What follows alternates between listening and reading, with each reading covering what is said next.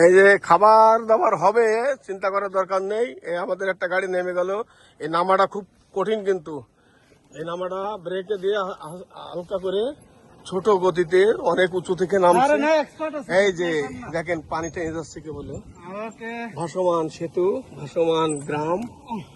আসলে না দেখলে বোঝা যাবে না। দেখেন এই গোড়াগুলো অনেক পাইলিং করা ছিল, তারপরেও উড়ে যাচ্ছে। এটা দেখেন পানি বুঝাই থাকে এই জায়গায়, সব পানি টেনে যাচ্ছে। এখন ভাটা চলতেছে। আর আমাদের পাশে যে পিছনে যারা আছে আরং হিসাব, ওই যে টান দিচ্ছে 100-100। হ্যাঁ, মাঝে মাঝে একটু ডিস্টার্ব দিচ্ছে। এই যে স্বর্ণের কালার গাড়ি, এটা বলে স্বর্ণ কমল। এই যে সাইকেল গুলো চলে ভয়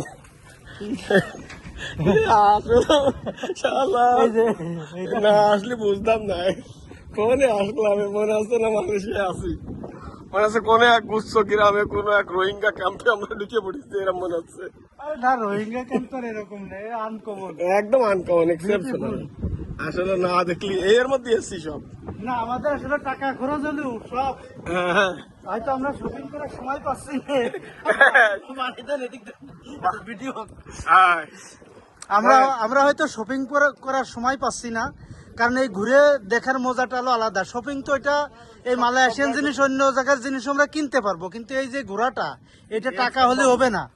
হয়তো আমাদের অনেকেই কাছের মানুষ আছে মনে হয় কিছুই নিয়ে আসলো না রে, কিন্তু আসলে তো আমরা সকালে আমরা গাড়ি ঠিক করেছি সকাল 8টা থেকে রাত 12টা পর্যন্ত। গতকালকেও এটা 1050 রিঙ্গিত ছিল, তাই তো? গতকালকে সকাল 8টা থেকে রাত 12টা পর্যন্ত আমাদেরকে তাহলে কত জায়গায় গিয়েছি। এরপর আজকে ওরকম। হ্যাঁ, এই যে আমাদের পিছনে আলমগীর সাহেব আসতেছে। আলম এই রনির দিয়ে আমার মোবাইল না পড়ে আমার ভয় করতে থাকে।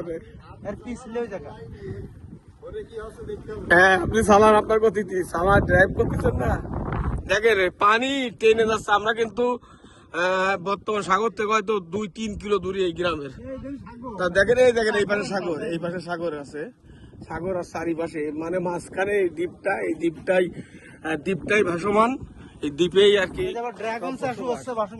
এই যে আমাদের স্যালুট জানাচ্ছে, রিসিভ করার জন্য সে রেডি।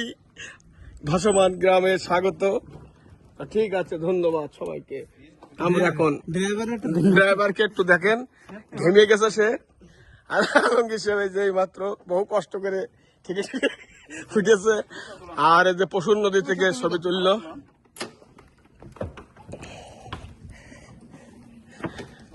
হ্যাঁ, দাঁড়াইছি,